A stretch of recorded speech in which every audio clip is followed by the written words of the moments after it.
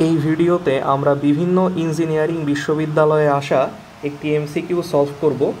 এটা বিভিন্ন বিশ্ববিদ্যালয়ে বিভিন্ন সময়ে এসেছে।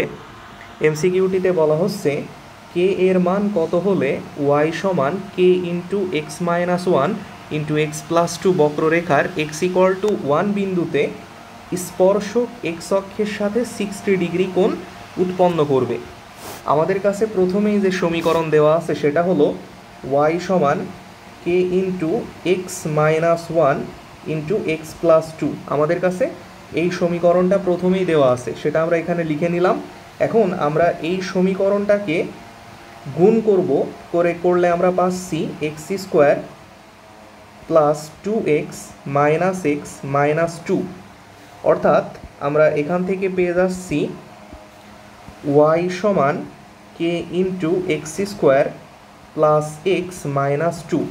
আমরা দেখতে পাচ্ছি যে আমাদের সমীকরণটা একটা দ্বিঘাত সমীকরণ, অর্থাৎ এটি একটি বক্ররেখার সমীকরণ। এই সমীকরণটা একটা দ্বিঘাত সমীকরণ।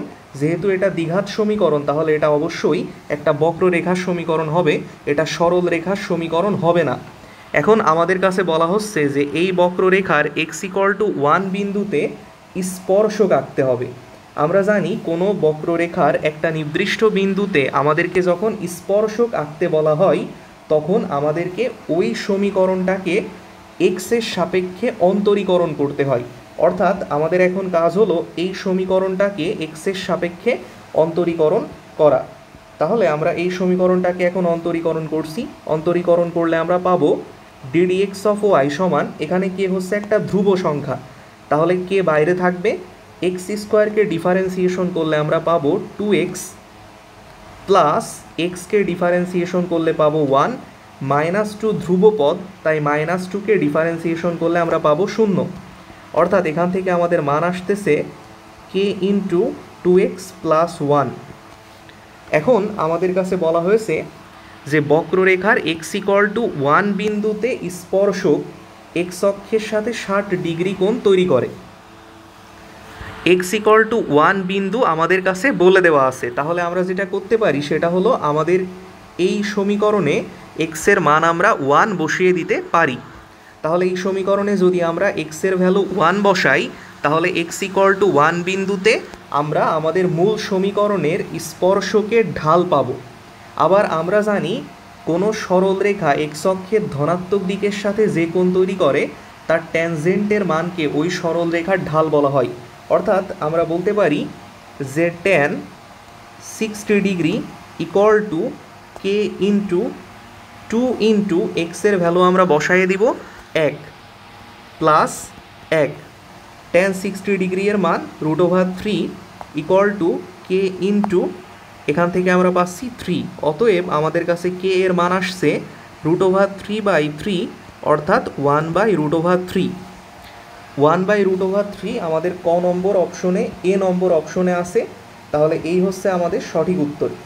এখানে আমরা তাহলে কি করলাম, আমাদের কাছে প্রথমেই একটা সমীকরণ দেওয়া ছিল y equal to K into x minus one into x plus two. আমরা প্রথমে এই সমীকরণটাকে গুণ করার মাধ্যমে একটা দ্বিঘাত সমীকরণ পেলাম। যেহেতু এটা একটা দ্বিঘাত সমীকরণ, তাহলে এটা অবশ্যই একটা বক্ররেখার সমীকরণ হবে। আমাদেরকে এই বক্ররেখার এক্স ইকুয়াল টু ওয়ান বিন্দুতে স্পর্শক আঁকতে বলা হয়েছে। এখন আমরা জানি কোনো একটা বক্ররেখার স্পর্শকের সমীকরণ পাবার জন্য আমাদেরকে ওই বক্ররেখাটির সমীকরণের অন্তরীকরণ করতে হয়। তাহলে এখানে আমরা আমাদের যে বক্ররেখার সমীকরণ ছিল তাকে এক্সের সাপেক্ষে অন্তরীকরণ করলাম। এখান থেকে অন্তরীকরণ করার পর আমরা যে সমীকরণটা পাচ্ছি সেটা হলো K into two X plus one. এটা হচ্ছে আমাদের এই বক্ররেখাটির স্পর্শকের সমীকরণ।